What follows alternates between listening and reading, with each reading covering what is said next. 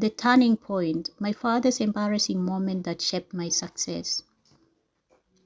Dad, seriously, why did you have to come to the school fence drunk and in these dirty clothes? I cried. Because I am also a teacher and I want to teach my child. Because I came to pick up the 20 shillings I gave you this morning, replied my dad. This incident occurred 8 years ago when I was still in high school. As a leader in the entire school, any shame or embarrassment meant laughter and mockery from my fellow students. I vividly recall that morning preparing my breakfast, which was nothing more than a cup of porridge in a large plastic container. While I was still sipping my porridge, I heard my dad calling me. "Phoebe, my daughter, come here quickly," he shouted.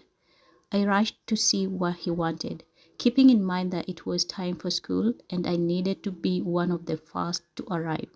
Upon entering the living room, my dad handed me a 20-shilling coin, which was equivalent to 0.007 USD.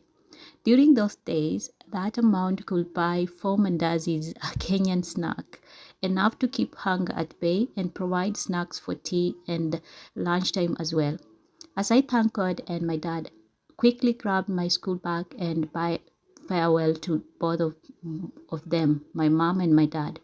He was not drunk that morning, and as I expressed my gratitude, he replied, "God bless you, my daughter." At school, it was nearly tea time, around 10 a.m., and most kids were outside already. I was collecting books from students for marking and checking by our English teacher. During that time, I had a close friend, a boy who was ahead of me. Our friendship had developed to the point where it almost resembled a boyfriend and girlfriend relationship.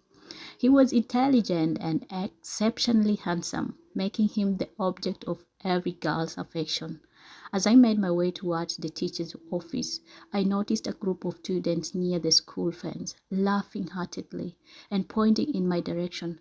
I glanced around, and behind the fence, I saw someone sitting down. I rushed over to investigate. To my disbelief, it was my dear dad, intoxicated and in tattered clothes. The world seemed to stand still as I faced this humiliating spectacle. My father's embarrassing moment at my school was etched into my memory, and it would go on to shape my future in ways I could never have imagined.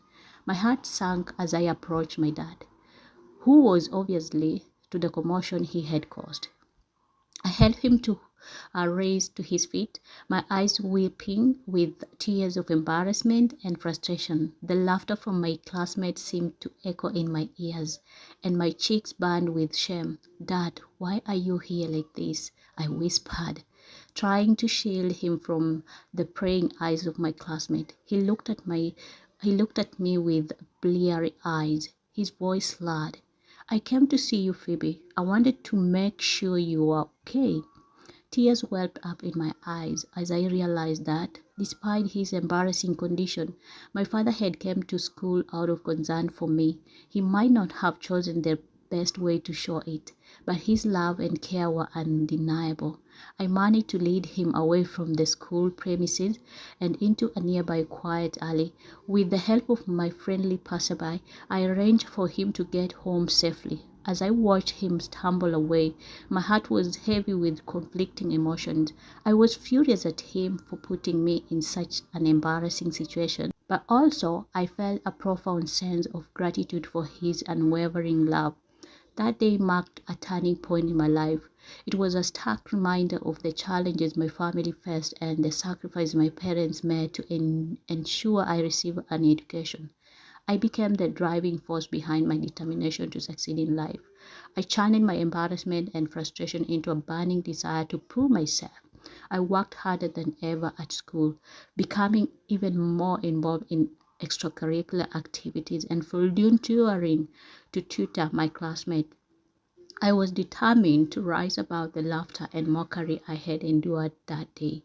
Years passed, I excelled academically.